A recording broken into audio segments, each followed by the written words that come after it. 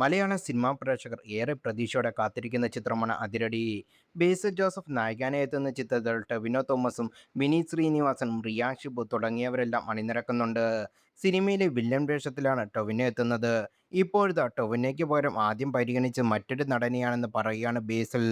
ആദ്യം സിനിമയിലെ villain character വേറൊരാളെ ആയിരുന്നു കാസ്റ്റ് ചെയ്തത്. പിന്നെ നമ്മൾ ഒരു പോയിന്റിൽ എത്തിയപ്പോൾ എന്തുകൊണ്ട് ആ വേഷം ടൊവിനോ ചെയ്തുകൂടാ, അവൻ ചെയ്താൽ രസമായിരിക്കില്ലേ എന്ന് തോന്നി. അങ്ങനെ ആണ് ഒരു ടൈപ്പ് ഓഫ് ക്യാരക്ടർ ചെയ്തതല്ലാട്ടല്ല. അപ്പോൾ അവനെ കൊണ്ടുവന്നു. അപ്പോൾ ആ ക്യാരക്ടറിന് വേണ്ടി സ്ക്രിപ്റ്റിൽ കുറച്ചുകൂടി റീവർക്ക് ചെയ്യുകയും ചെയ്തു. അങ്ങനെ കൊണ്ടുവരുമ്പോൾ നമ്മൾ അതിനുള്ള ജസ്റ്റിസ് ചെയ്യണമല്ലോ.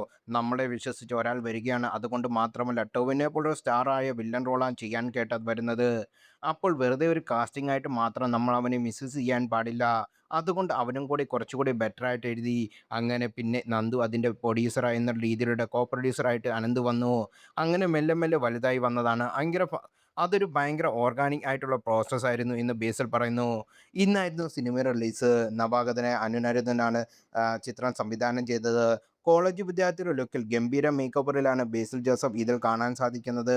സ്റ്റൈലിഷ് ലുക്കിൽ ബേസിലിനെ ചിത്രത്തിൽ അവതരിപ്പിക്കുന്നത് എങ്കിലും മാസ് ലുക്കിലാണ് ടൊവിനോ തോമസ് എത്തുന്നത്. ബേസിൽ ജോസഫ്, ടൊവിനോ തോമസ്, വിനീത് ശ്രീനിവാസൻ ടീമിന്റെ തകർപ്പൻ പ്രകടനമായിരിക്കും ചിത്രത്തിന്റെ ഹൈലൈറ്റ് എന്ന സൂചന.